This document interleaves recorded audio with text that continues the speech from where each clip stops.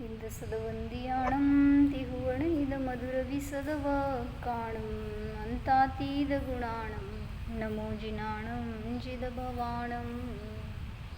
कुंदकुंदाचार्य भगवान की जय।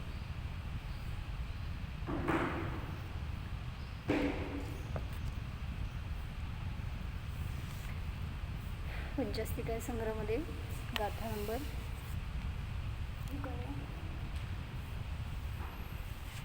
56 बघतोय आपण.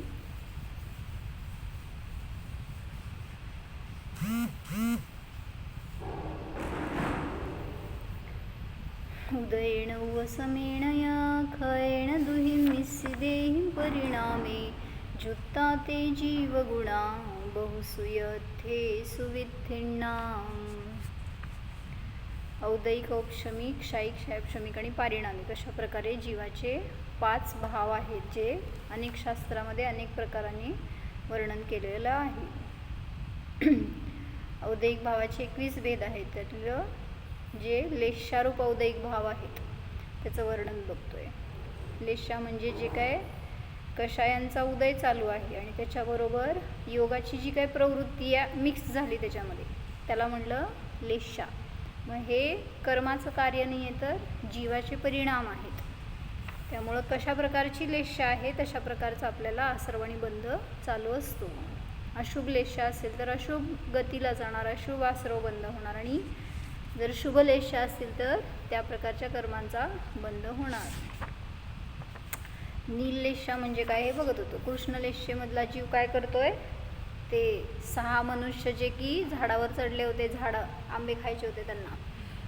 मग जो कृष्णलेशावाला आहे तो काय विचार करतोय, झाड मुळासकट तोडून आंबे खाऊ आपण, काय अवघड आहे. आणि जो नीललेशावाला आहे तो काय म्हणतोय, कशाला झाड मुळासकट तोडायचं आहे, आपण बुंदा तोडू, मूळ बुंदा आहे ना तेवढा तोडू, बास होत आहे, आपण त्याच्यातनं खाऊ शकतो. म्हणजे त्याची लेवल जराशी कमी झाली पण तरीसुद्धा अनावश्यक अनेक गोष्टी आहेत त्याच्यामध्ये. फक्त आंबेच खायचे तर बाकीच्या सगळ्याचा काय त्याला उपयोग नाही आहे, पण तरीसुद्धा त्यांचं त्याच्याकडून नुकसान होत आहे. अशा प्रकारचे परिणाम म्हणजे नीललेशावाला जीव. आणि पुढं सांगितलं काय, पुढचे सगळे जीव माहिती आहेत. आता जो की कापोत लेशावाला आहे तो काय करतोय, मोठ्या मोठ्या फांद्या तोडायचं म्हणतो. कापोत नंतर पीत लेशावाला काय म्हणतोय, छोट्या फांद्या तोडू. पीत पद्मलेशावाला घड तोडू म्हणतो. नाही, पद्मलेशावाला पिकलेले आंबे तोडू म्हणतो आणि पीतलेशावाला घड तोडू म्हणतो. मग हा पद्मलेशावाला फक्त आपल्याला आंबेच पाहिजे तर पिकलेले जेवढे तेवढे काढू असं विचार त्याचे. आणि जो शुक्ललेशावाला आहे तो काय म्हणतोय, कशाला काय करायचं, आपल्याला इतके खाली पडलेले आहेत तर, म्हणजे एकदम सरळ परिणामी मंद कशाही असा तो जीव आहे तो शुक्ललेशावाला. त्यातलं नीललेशावाल्याचं वर्णन थोडं अजून राहिलं होतं, ते बघू. गोमटसार जीवकांडमध्ये त्यांनी आपण केलेली लक्षणं घेतली आहेत, अजून थोडीशी एक्स्ट्रा जे काय आहेत ते ॲड करू आपण त्याच्यामध्ये. नीललेशावाल्या जीवाची लक्षणं काय काय असतात.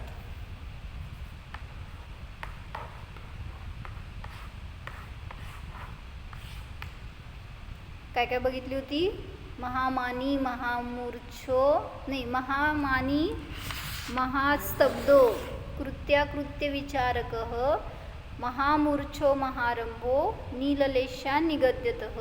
एवढी लक्षणं तर सांगितली होती. त्याच्यामध्ये अजून काय काय ॲड केलं होतं, अतिनिद्रालू असतो.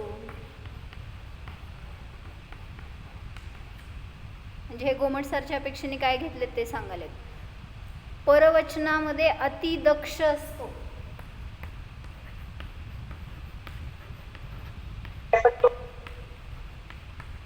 त्याचं काय खुलासा करते मी, एकदा लक्षणं बघू काय.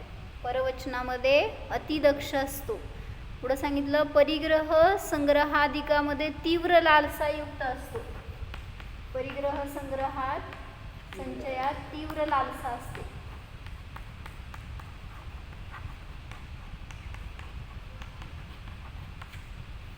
असा तो जीव. गोमटसारमध्ये त्यांनी नीललेशावाल्याची अशी लक्षणं केली आहेत.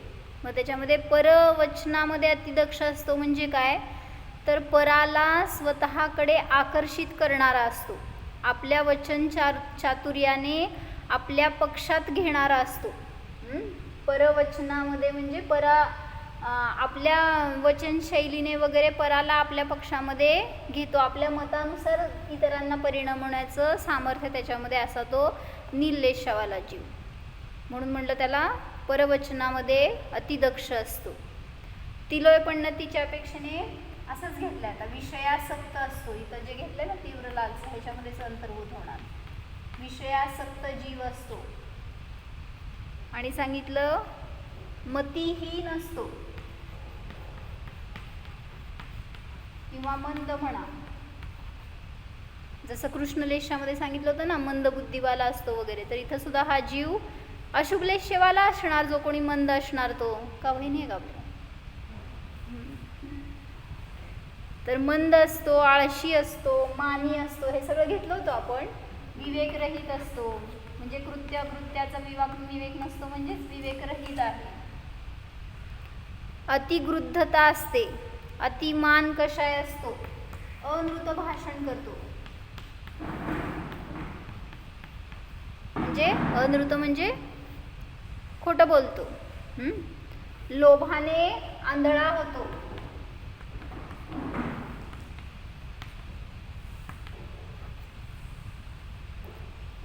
पराला ठगण्यामध्ये तत्पर असतो. परवचनात अतिदक्ष आहे ना, ह्याच्यात म्हणा पराला ठगतो, ठगण्यात समर्थ असतो.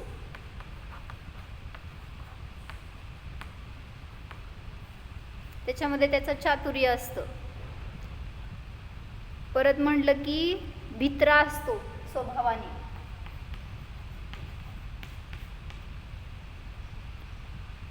विवेकरहित, मंद, आळशी, हे सगळं ह्याच्यामध्ये घेतला. दिसतंय का बोर्डवरचं?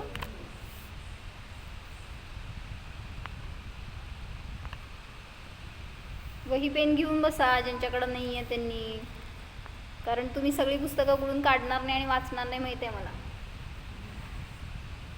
आयतं मिळाले ते तर भोगा. विषयासक्त, मतिहीन, काय राहिले असलेले लिहा, तुम्हाला काय लिहायचं असेल. मी काय सगळे लिहिले नाहीत. विषयासक्त, मतिहीन, मानी, अतिमानी घेतलं होतं आपण. विवेकरहित, मंद, आळशी, भित्रा, प्रचुर माया प्रपंचामध्ये संलग्न, म्हणजे मायाचारी करणारा असतो. अनृतभाषी आणि मायाचारीमध्ये संलग्न, प्रचुर मायाचारी रूप परिणामामध्ये तो संलग्न असतो. निद्राशील असतो, पराला ठगण्यात तत्पर असतो. लोभाने अंध, त्यांना खुर्चीवर बसू दे ना, कशाला तिथं चालतंय, बसा खुर्चीवर, इकडे या माझ्यासमोर.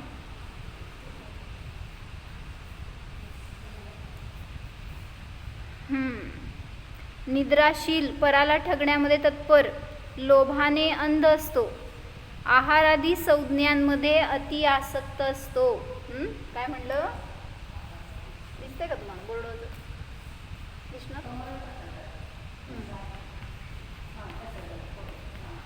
आहारादी संज्ञांमध्ये अति आसक्त असतो. वही आणली नाही होय? इथं आहे काय मंदिरात? आहारादी संज्ञांमध्ये आसक्त चित्त असतो. पुढं सांगितलं कार्य अनिष्ठा, अतिवृद्धी, अतिमान,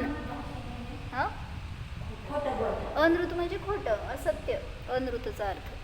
कोणाचं वर्णन चाललंय? नीललेशावाला जीव कसा असतो. घ्या की डायरी तुमची, कुठे ठेवली? लिखो येणार, लिख ये की जवळ. मग इथं चालतंय की, आता तू तेवढ्यासाठी तर बोलवलंय. आणि मग काय, इथं बस जयश्री काकींच्या जवळ. रुचल बेटा इथं बस माझ्याजवळ.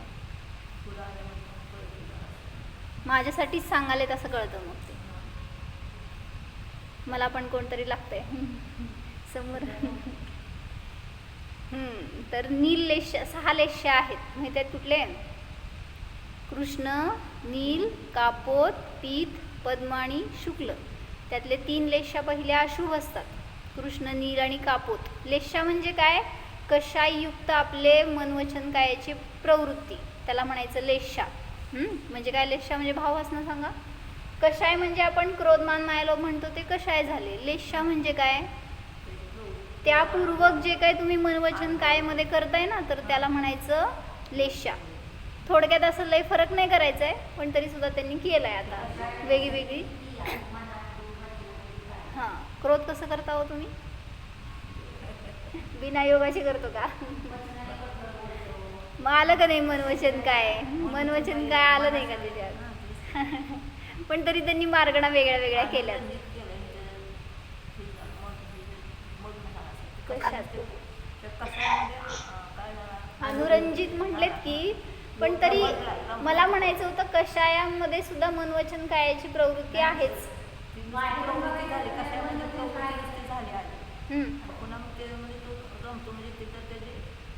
रंगलेले परिणाम म्हणते लिप्त. आता शुक्ल लेशावाला जीव आहे, किती अंतर्मुहूर्तच की, कषाय सुद्धा अंतर्मुहूर्तच आहेत, लेशा सुद्धा अंतर्मुहूर्तच आहेत. पण सांगितलं अंतर्मुहूर्तात लेशा बदलतात, कोणी कुठलाही जीव असू दे. फक्त देवांचं नारकींचं फिक्स्ड आहे, आयुष्यभर तेवढी 30 लेशा असते, एवढंच त्यांचं वेगळं सांगितलं. पण मनुष्य तिर्यंच्यांची लेशा अंतर्मुहूर्तात बदलते. ठीक आहे, समजून. म्हणजे लेशा म्हणजे काय, जीवाचे परिणाम आहेत, माझे परिणाम आहेत लेशा म्हणजे. बाहेर काय शास्त्रातलं त्या कर्मातलं वगैरे काय नाही आहे, गणित दुसरीकडचं. लेशा म्हणजे मी केलेले परिणाम, ज्याचं फळ मला शुभाशुभ रूपाने प्राप्त होणार. मग ही जी नील लेशा आहे ही अशुभ लेशा आहे, आणि त्याचं परिणाम काय होणार, अशुभ भावाचं फळ दुर्गती म्हणजे नरकाचं मुख्यतेने बंद होतो. म्हणजे काय हे परिणाम करताय ना, ह्याच्या निमित्तामध्ये नरकाचा मुख्यतेने बंद आहे. मग झालाच तर कमीत कमी तिर्यंचाचा, त्याच्या पुढं कमीत कमी जीव असे की जघन्य नीललेशावाला असा कोणी जीव असेल तर सांगितलं ही मनुष्य जन्मणार. असं त्यांची काय म्हणायचं इंटेन्सिटी कशी कमी जास्त होती, त्यानुसार त्यांना तसा भाव प्राप्त होतो. म्हणजे मनुष्यांमध्ये खूप कमी चान्सेस आहेत, देवमध्ये तर जाणार नाही, गेला तरी भवनत्रिकांमध्ये जन्मणार. पण नरकामध्ये मुख्यतेने, आणि दुसरं सांगितलं झालाच तर तिर्यंच. म्हणून 3 अशुभ लेशेचं फळ नरकगतीला जातो. काय काय लेशाचं त्यांची ओळख कशी दाखवली आहे, जो नीललेशावाला असतो त्याचं अति झोपतो. किती वाजता झोपतो, किती वाजता उठतो, तो मी नव्हेच, नीललेशावाला मी कुठे आहे. जेवढं रात्री झोपायला सांगितलंय तेवढं सोडून बाकीचं जे काय झोपतं ना, तो सांगितला नीललेशायुक्त जीव झाला. दिवसभरातल्या तर झोपेला काउंट करायचंच नाही, दिवसभरात झोपायचंच नसतं. तुमचं काहीही असू देत रुटीन किंवा काय तुमचं डिस्टर्बन्स असू दे तरी सुद्धा जो दिवसा झोपतो तो नरकात जातो, समजून घ्या. परत ही सगळी लक्षणं सांगितली. परवचनामध्ये अतिदक्ष असतो म्हणजे पराला ठगतो म्हणा, किंवा त्याला आपल्या पक्षामध्ये घेतो, असं काही ना काही करून आपल्या वचनाने त्याला आकर्षित करतो पराला. हे त्याचं लक्षण नीललेशावालाचं. परत परिग्रह संचयामध्ये आसक्त चित्त असतो, लोभाने आंधळा असतो, मतिहीन, मंद, विवेकरहित, आळशी. असं तर आपण नाही म्हणा. कोण आहे तो, शेजारचा. अनृतभाषी, मायाचारीवाला असतो, भित्रा असतो. कुठं भीतो, जिथं भ्यायला पाहिजे तिथं नाही भ्यायचं, नको तिथं भ्यायचं. कुठं भ्यायचं, ब्रह्मचर्य घ्यायला भ्यायचं. आणि तेच लग्न करायला किती निर्भय एकदम. जाऊन आलं ना मेळाव्याला, नाही किती निर्भयता त्या खड्ड्यात पडायला, त्या संसारात पडायला. आणि इथं इतकी सुंदर मार्ग आहे, इतकं स्वतंत्रता आहे, तर किती भीती आहे. तर म्हणलं हा जीव नीललेशेने कुठं जायचं, नवऱ्याला घेऊन नरकात जायचं. म्हणून असले परिणाम नको. आहारादी संज्ञांमध्ये सुद्धा आसक्त चित्त असतो. पुढं सांगितलं काही अनृत म्हणजे असत्य भाषी. 5 पाप गर्भित करा, फक्त त्यांची लेवल कृष्णलेशापेक्षा थोडीशी मंद असते, एवढंच. अनृत म्हणा, हिंसा केला, आता मायाचारी आली, सगळं चालत नाही ह्याच्यात परिणाम त्याचे. चोरी पण येणार आहे बहुतेक, घेतली होती चोरी पण आपण.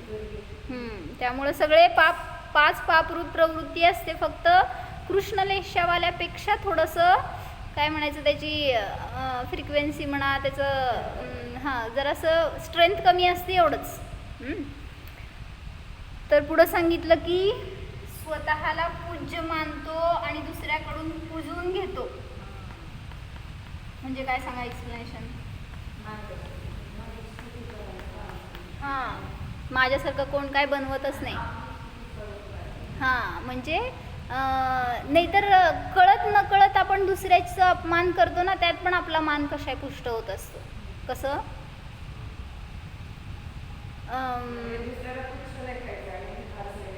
मी नाही म्हटलं तोंडाने असं की मी श्रेष्ठ आहे, पण दुसऱ्याला जिथं आपण हीनता दाखवतो ना, समज जातो तिथंच हा भाव पडलेला आहे की मी भारी आहे, तो म्हणजे आय एम द बेस्ट. दुसरं कोण पण काय पण असू दे, त्याच्यामध्ये मीच सगळ्यात श्रेष्ठ असा भाव असतो तो नीललेशावाला. मग कुठल्याही संदर्भात असू देत. म्हणजे मान कशाची ओळख होत नाही बरं का आपल्याला, असं मला म्हणायचं आहे.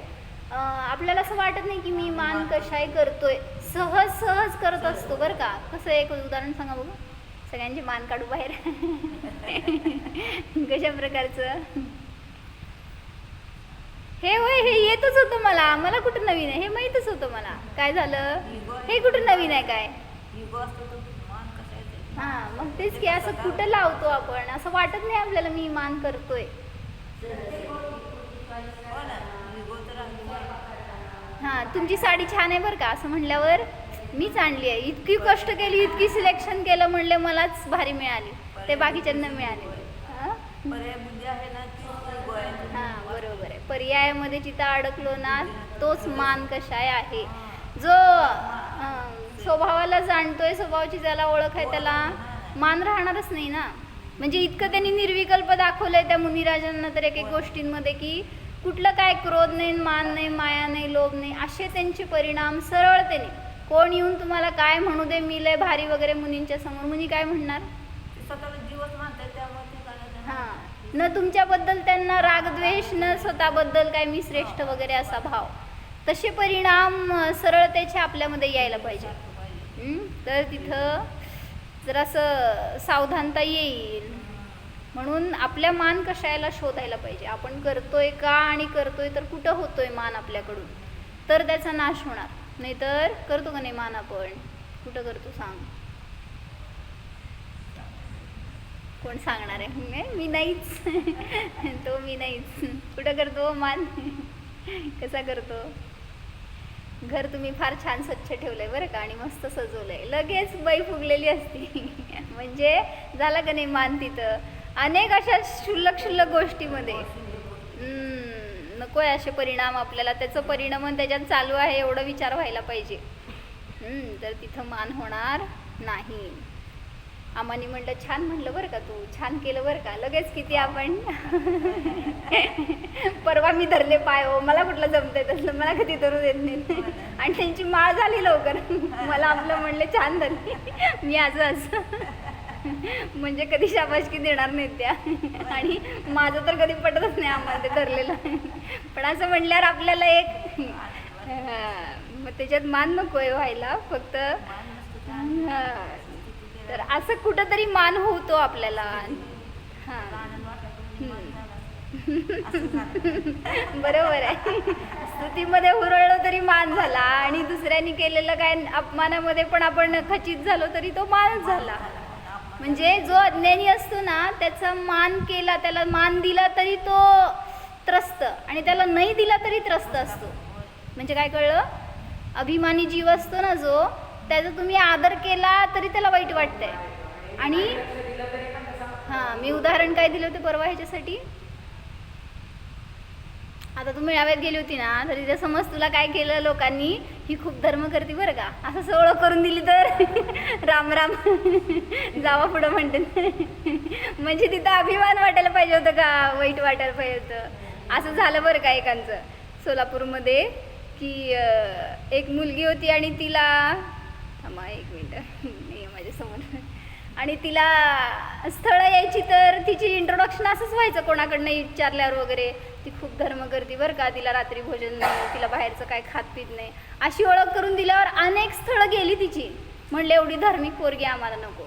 आता काय करायचं? म्हणजे त्या आई वडिलांना वाईट वाटायला की हे धर्माकडनं ओळख केली तर म्हणजे काय म्हणायचं, मग आम्ही त्यांना समजवलं, म्हणलं उलटं धर्म आहे अशा घरात पडावी ह्याच्यासाठी त्यांनी रिजेक्ट केलं म्हणल्यावर आपल्याला चांगली गोष्ट आहे ना. अशा घरात पडून तुमचा धर्म नाश होणार असेल तर काय उपयोग आहे.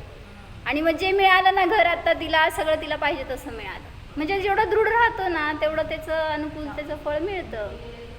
हां, आणि त्यांचे परिणाम एवढे छान आहेत, सांगू तुम्हाला. काल सांगितलं सगळं उदाहरण. आत्ता नवीन लग्न झालंय पण दोघांचेही ब्रह्मचर्याचे भाव आहेत, नवरा बायको दोघांचे पण. पुत्र संततीचे वगैरे परिणाम नाहीत त्यांना. नवविवाहित आहेत, असं नाही की लय वर्ष झालेत आणि काय होत नाही वगैरे म्हणून, असलं नाही. विरक्तीचे भाव आहेत पहिल्यापासून. म्हणजे त्यांना म्हणायचं की आम्हाला संसारात नाही पडायचं, तुला राहायचं तर कुठल्या मुलींच्या संघात राहा, साधूंच्या, मला पण जिथं राहायचं तसं आपण साधना करू, आहेत तोपर्यंत एकत्र, आई वडील आहेत तोपर्यंत एकत्र राहू. किंवा म्हणजे असं मिळालं तिला, तिची पण तयारी आणि त्यांची पण तयारी तशी, असं मिळायला लागतं. काय रुजत. तर असं म्हटलं की हा जीव स्वतःला पूज्य मानतो आणि दुसऱ्यांनी मला जबरदस्ती पूजावं हे भाव असतात. माझा आदर करावा, मला मान द्यावा, माझ्या शब्दाला त्यांनी जपावं, मी सांगितले तर त्यांनी करावं, नाही केलं तर इगो डिस्टर्ब झाला की मग हट होतो. जो भक्ती करतो त्याच्यावर खुश राहतो आणि न करणाऱ्याविषयी द्वेष करतो. कोण? ह्याला म्हणायचं अज्ञान, निर्लेशा. पुढं सांगितलं महत्त्वाचं, विकथांमध्ये रुची असते. त्यांनी अनेक प्रकारच्या विकथा घेतल्यात, त्याच्यामध्ये रुची असते. आपल्याला तर 4च माहीत आहेत विकथा. कुठल्या? चोरकथा, राष्ट्रकथा, स्त्रीकथा आणि सगळ्यात महत्त्वाची भोजनकथा. तर या 4 विकथांविषयी आपल्याला सतत, आपण ह्याच्यातच आहे दिवस रात्र, दुसऱ्या कुठलं कथाच नाही आहे आपल्याकडे. वितराग कथा सोडून बाकी सगळं विकथांमध्येच आहोत. तर त्यांनी 25 प्रकारचे भेद घेतलेत भावदीपिकेमध्ये. 25 विकथा असतात असं. मग त्या सगळ्या कथांविषयी त्याला रुची असते. कोण बोलालं की आपण, आमच्याकडं चोरी झाली बरं का, काय झालं, काय प्रयोजन होतं का, त्याचं स्थितीकरण करायचं राहिलं बाजूला. तुमचे प्रश्न काय, कुठून चोर आला, किती जण होते, काय नेलं, काय काय केलं, काय आवश्यकता आहे का आपल्याला. हां, म्हणजे असं विकथांमध्ये स्वतः अडकतो आणि दुसऱ्याला पण अडकवतो, असा तो जीव निर्लेशावाला. पुढं सांगितलं, प्रमादी असल्याने धर्म करायला आडवत नाही, आवडत नाही नव्हे, आडवत नाही, पण स्वतः करत नाही. काय म्हणले?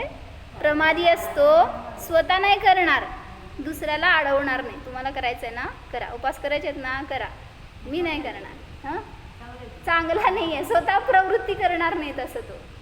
म्हणजे म्हटलं की प्रवचनाला चला, अनुमोदना नाही, त्याला म्हटलं चल शास्त्राला, मी नाही जाणार, तुम्हाला जायचं तर जावा, असे भाव असतात. म्हणजे प्रमाद आला ना त्याच्यामध्ये. कृष्ण लेशावाला असतो तो कंपॅरेटिव्ह, तू पण जायचं नाही, मला पण काय बोलवायचं नाही, तू काय करायचं नाही व्रत, मला पण काय सांगायचं नाही. मग काल त्यासाठी आम्ही उदाहरण घेतलं होतं की असं पंचकल्याणिकामध्ये तीर्थंकरांचे मातापिता व्हायचं होतं, काहीतरी बोली चालली होती. आणि मग त्याच्यामध्ये सगळ्यांना आव्हान करून सांगितलं की ज्यांनी होणार त्यांना अखंड ब्रह्मचर्य घ्यावं लागतं. तर त्याच्यामध्ये एक सभेत नवीन जोडपं उठलं 25-30 वर्षाचं, आणि ते म्हणाले की आम्ही होणार. म्हणजे काय लागलं मागं, आजीवन ब्रह्मचर्य घेण्याचे तयारी असेल तर मातापिता व्हायचे तीर्थंकरांचे. खोटं खोटं नाही हां, नाटकात नव्हे, आजीवन खरं खरं. तर सगळ्या लोकांनी त्यांना ॲप्रिशिएट केलं, इतकं भारी, एवढं नवविवाहित आहे तरीसुद्धा असे वैराग्याचे परिणाम, वा वा, छान छान. आणि थोड्या वेळाने त्यांचीच पोरं उठली आणि म्हणले आम्ही पण होणार. आता ती सगळी लोक लई शाणे झाले, बसा खाली. म्हणजे काय, न स्वतःला वैरागी होणार, ना आपल्या कोणाला इष्टांना होऊ देणार, पण दुसरे झाल्यावर काय फायदा मग असल्या अनुमोदनेचा. हां, म्हणजे मार्ग योग्य आहे तर तिथं योग्य रीतीने त्याला प्रोत्साहन पण मिळायला पाहिजे, त्याच्यासाठी तसं अनुमोदना व्हायला पाहिजे. पण हा जीव तशी प्रवृत्ती करत नाही. कृष्णलेशावाला न स्वतः विरक्त होतो, न दुसऱ्याला विरक्त होण्यामध्ये काय सहाय्य करतो, अडथळा करतो उलट. आणि हा निर्लेशावाला, तुम्हाला करायचं तर करा, आम्हाला काय सांगायचं नाही. तुम्ही जसं की चतुर्मास सुरू झाल्यावर एकानी येऊन ब्रह्मचर्य घेतलं, असं तुमच्या सगळे मोठे लोक होते बरं का, आणि मग घेतल्यावर इतरांना पण प्रेरणा केली त्यांनी, आम्ही चातुर्मासापर्यंत ब्रह्मचर्य घेतलं आहे नवरा बायकोनी येऊन, मग तुम्ही पण घ्या. प्रवृत्ती कशी चला बाहेर लवकर. म्हणजे तुम्ही घेतलंय ना, राहू देत, आम्हाला काही घ्या वगैरे असं सांगायचं नाही. किंवा बायकोची तयारी असती नवऱ्याची नसती, नवऱ्याची असती बायकोची नसती, असे वगैरे परिणाम म्हणजे सुद्धा निर्लेशावाला हा जीव. त्याची अरुची असल्याने आराम करेल, आळशी बनेल आणि त्या शास्त्र स्वाध्यायामध्ये वगैरे रुची करणार नाही, स्वतः जाणार नाही, त्याच्यामध्ये इन्वॉल्व्ह होणार नाही.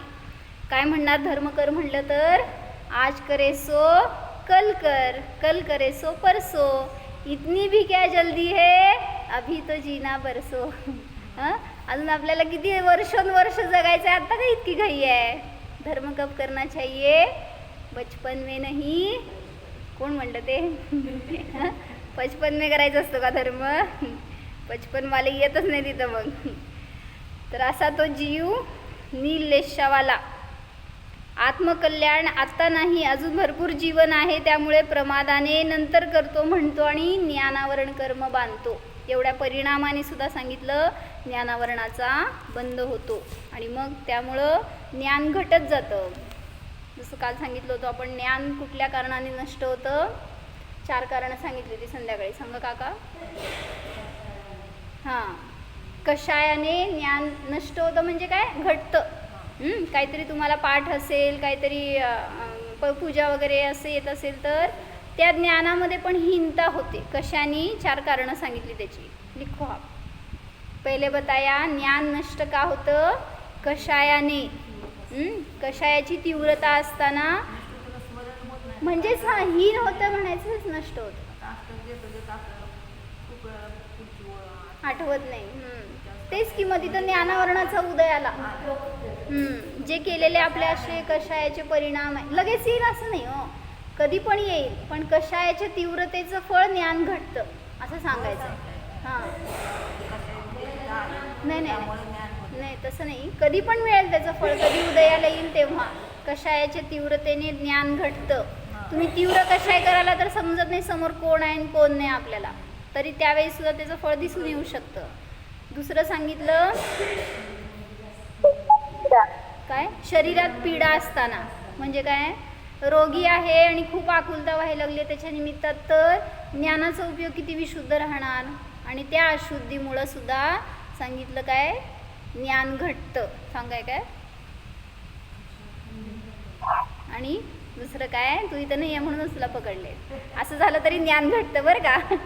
इथं बसल्यावर निर्लेशावाला असतो ना, इथं बसून सुद्धा दुसरीकडे असतो. तर दुसरं सांगितलं शरीराची पीडा. जिथं शरीरात पीडा असेल, वेदना खूप असतील, तरी सुद्धा ज्ञान काम करत नाही. तिसरं इंद्रियाची विकलता. विकल्प नव्हे, विकल. विकल म्हणजे इंद्रिय नसणं.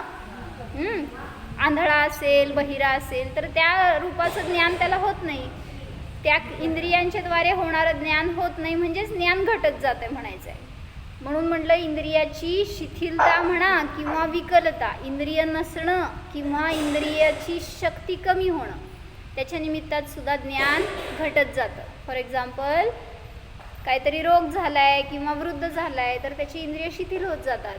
कानाला कमी ऐकू येऊ लागलं, काय टेस्ट कळत नाही असं वगैरे दिसून येतं. स्पर्श केलं तरी सुद्धा जाणवत नाही काय आहे असं. तर हे झालं इंद्रियाची शिथिलता किंवा विकलता, ह्याच्यामुळं सुद्धा ज्ञान घटतं. आणि चौथं काका, उपयोगाची चंचलता. म्हणजेच काय म्हटलं? व्यग्रता. हे करू का ते करू का ते करू का ते करू, एक सुद्धा धड करणार. म्हणजे आणि म्हटलं ना 10 ठिकाणी 10 पुस्तकं घेऊन बसेल, 10 गोष्टी एकमेकांना चर्चा करायला बसेल, एक सुद्धा धड करणार. म्हणजे जेवढी ज्ञानात व्यग्रता असेल, अभ्यास करायचा आहे, एक्झाम आली म्हणून, आता संपले एक्झाम सोड, पण एक्झाम आल्यावर अभ्यास करायला बसल्यावर हे सब्जेक्ट घेऊ का ते घेऊ का ते घेऊ का ते घेऊ, सगळ्या एवढ्या काय म्हणायचं टेन्शनमध्ये सगळं विसरून जातो. म्हणून म्हणलं की जिथं व्यग्रता असेल ज्ञानामध्ये, तिथं सुद्धा ज्ञान नष्ट होतं. हे ॲक्च्युली 3 कारणं धवलातली आहेत, 4थं कारण चिंतनातलं आहे. म्हणजे सगळ्या ठिकाणी व्यग्रता मिक्स आहे, काय म्हणायचं, व्यापक आहे. त्यामुळं तुमची शरीरातली पीडा असू दे, कषाय असू देत किंवा तिकडं जिकडं उपयोग जाणार तिकडं आपलं ज्ञान राहत नाही. त्यामुळं ज्ञानामध्ये शिथिलता येत जाते. कृष्णलेशावाला जीव स्वतः अनुभव करत नाही आत्मानुभव आणि इतरांनाही तसा उपदेश देत नाही. उलट परावृत्त कसं करणार किंवा पुष्टी कसं करणार तर म्हटला चतुर्थ काळात तर कुठं असं लगेच आत्मानुभव होत होता कोणाला, मग कशावरनं मला पण व्हायला पाहिजे, मला नाही होत तर मी काय करणार आहे. म्हणजे त्या जीवांना पण होत नव्हता, इतका काळ जात होता असं तो पुष्टी करणार. उलटा पुरुषार्थ करणार नाही, मला होत नाही, का होत नाही, व्हायला पाहिजे असे भाव नसतात. तो असतो अशुभलेशायुक्त कृष्ण जीव, कृष्णलेशावाला. त्या काळात सुद्धा सम्यक दर्शन सरळ नव्हते, आत्मानुभव कठीण असतो, अनेक अनेक भवात सुद्धा होत नसतो कोणाला. आणि मग कशाला करायला बसलाय, असं करून काय करणार, करणाऱ्याला सुद्धा परावृत्त करणार. असा तो कृष्णलेशावाला जीव प्रवचन करायला बसलाय बरं का. कृष्णलेशावाला माझ्याकडे बघू नका. तर तो कसं प्रवचन करेल, आत्मानुभवानेच मोक्ष होतो हे खरं आहे, तरी पण जिथं तरी किंतु परंतु लावतो ना, तो जीव असतो कृष्णलेशावाला. म्हणजे आत्मानुभव सरळ आहे आणि तो मोक्षाचा मार्ग आहे, त्याच्यानी मोक्ष आहे हे सत्य आहे, तरीसुद्धा ते खूप अवघड आहे आणि कुणाला तरी रेअरला मनुष्यालाच होतं, असं दुर्लभ आहे. हां, असं लावणं म्हणजे हां, तुम्हाला म्हटलं स्वाध्याय करा, तासभर स्वाध्याय करा, तासभर ध्यान करा, करायला सांगितलंय पण काय झालं, आपला प्रमाद लागतो लगेच मागं त्याच्या. बसायला होत नाही हो, काय करायचं. म्हणजे जिथं आपण आपल्या शरीराची पुष्टी करतो, बसायची तर कुठं तयारी आहे हो, मन जाऊ देत. तयारी असेल तर बसलं तर होणार आहे, पण आपण तसं पुरुषार्थ करत नाही. त्यामुळं असं स्वतःही डिप्रेस होतो आणि इतरांना सुद्धा डिप्रेस करतो. म्हणजे आत्मानुभवासाठी प्रेरित करत नाही, धर्मासाठी स्वाध्याय आदींसाठी प्रेरित करत नाही, असा तो जीव कृष्णलेशावाला असतो. ब्रह्मचर्य घ्यायला तर हवे, पण हां म्हणा ब्रह्मचर्य घेतलं तर कल्याण होणार, बरोबर आहे का चुकीचं. संस्कार तर करा की काय त्याच्यात. म्हणा ब्रह्मचर्यानीच कल्याण आहे, दीक्षा घेतल्यानेच मोक्ष आहे, त्याच्यातच सुख आहे. सगळ्यांना चालते की म्हणायला, तुम्हाला चालत नाही सगळ्यांना, त्यांनाच पुढे दोघांना पकडले. ब्रह्मचर्यानी मोक्षालाच काय म्हणायचं, दीक्षा घेतल्यानेच मला सुखाची प्राप्ती होणार आहे, वैराग्य.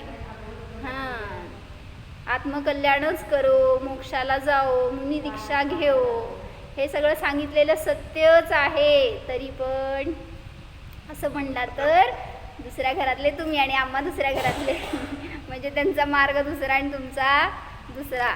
जिथं कुठं हे पण परंतु तरी असं काहीतरी शब्द आले तर तो जीव अशुभलेशावाला आहे असं समजून घ्या. अशा अशुभलेशावाला जीव मुख्यतेने मरून नरक तिर्यंच्या गतीलाच जातो. कधीमधी जर मनुष्य झाला तर हीन कुळातला, हीन जातीचा असा मनुष्य होतो. म्हणून अशा टाईपचे परिणाम आपल्याला न होत. मग कुठल्या गुणस्थानात कुठली लेशा सांगितली होती, 1 ते 4 गुणस्थानामध्ये 6 लेशा आहेत.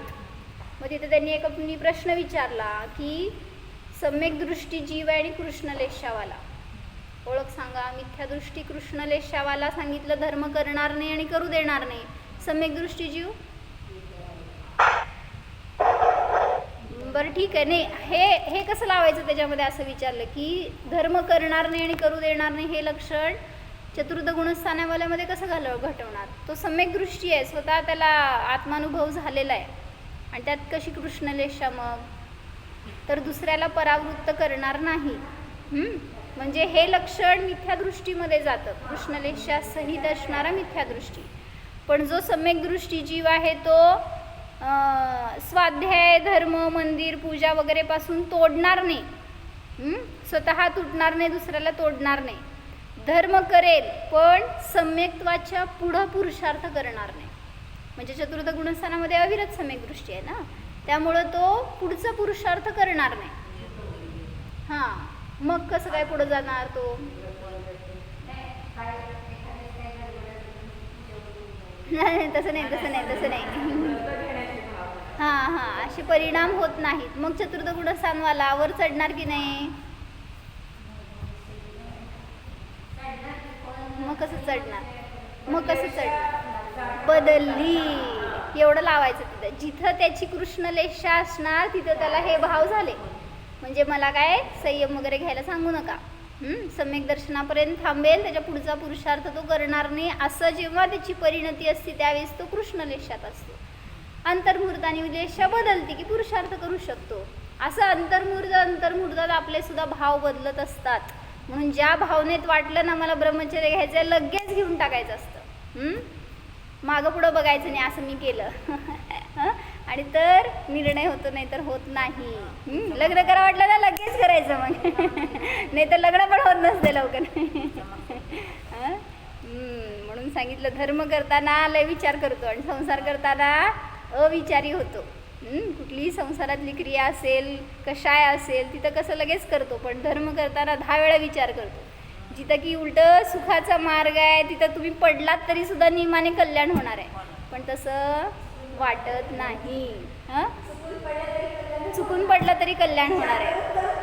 हां, साखरेच्या खड्ड्यात पडल्यावर काय होतं आहे, आणि चिखलाच्या खड्ड्यात पडला तर चुकूनच पडले दोघं, पण त्याच्यात कोणाला लाभ?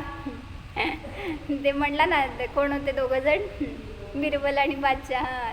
ते म्हणला की मला स्वप्न पडलं, बादशाहला खिजवायचं होतं बिरबलाला, आणि म्हणला की मला असं स्वप्नात दिसलं की तू पडला चिखलाच्या खड्ड्यात आणि मी पडलो साखरेच्या खड्ड्यात. हां, आणि मग ते बिरबल शहाणा असते ना, ते म्हणला ह्याच्या पुढचं स्वप्न मी बघितलं, म्हणला बादशाहला. काय? आपण तिथनं दोघं बाहेर पडलो आणि निघालो तर मी तुम्हाला चाटत होतो आणि तुम्ही मला. कोणाचं तिथे खजील झालं उलटं. असं असतं बिरबल. असे शहाणपण आपण कुठं संसारात वापरायला जातो. जरा धर्मात वापरलं तर कल्याण होईल. म्हणून असे भाव आपले उज्ज्वल व्हायला पाहिजेत की असले अशुभ लेषा आपल्याकडून न होत, किंवा सावधानता यायला पाहिजे ज्यावेळेस की अशा लेशांमध्ये प्रवृत्ती करतो. काय? मेंदू. तर अंतर्मुहूर्तामध्ये लेषा बदलत असतात.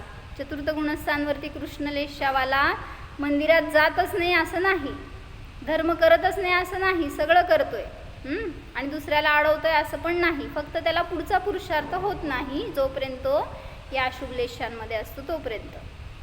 एकेंद्रिय आदी जीवांमध्ये सुद्धा किती लेषा? एकेंद्रिय जीव कोण? त्यांच्याकडे किती लेषा असणार? ऑब्वियसली तुम्ही चतुर्थ गुणस्थानवरती मनुष्य आहे तर 6 लेषा आहेत, त्यांच्याकडे किती असणार? 6 लेषा असतात. 3 अशुभच असतात असं नाही, शुभ लेषा सुद्धा त्यांना असू शकतात. एकेंद्रिय असणार की शांत परिणामी असू शकतात, परिणामाकडनं आहेत लेषा शेवटी. तर त्यांचे सुद्धा अंतर्मुहूर्तात परिणाम बदलतात, लेषा बदलतात. त्याचं फळस्वरूप ते एकेंद्रियातून द्विंद्रिय त्रिंद्रिय आदी गतींमध्ये जाऊ शकतात. असं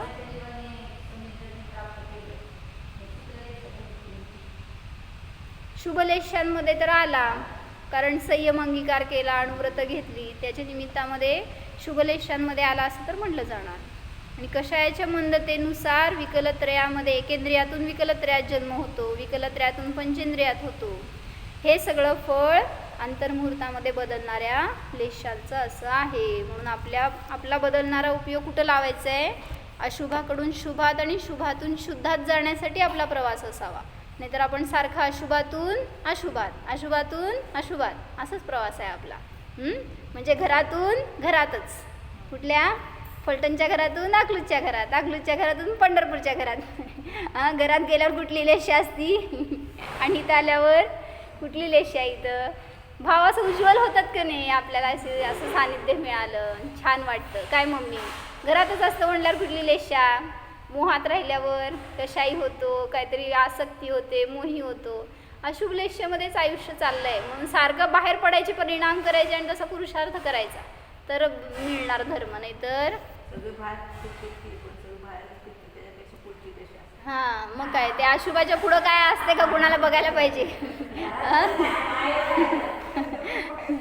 घरातून बाहेर पडल्यावर कुठं जायचं असतं? धर्मात जायचं असतं, शुभात जायचं, शुद्धात जायचं. पण अशुभातून अजून दुसरीकडे जाता तुम्ही लोक, म्हणजे त्याच्या पुढची कॅटेगरी काढावी लागेल.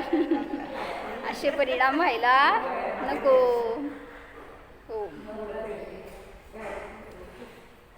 जाणा. नित्य जाननहारशा, निज रूपाला जाणा. कशाय करताना देखील हा मी जीव ज्ञाताच आहे.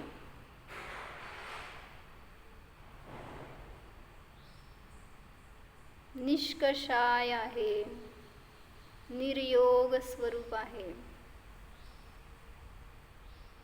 शुभ अशुभ भावाच्या अतीत या भावांना देखील मात्र जाणणाराच आहे.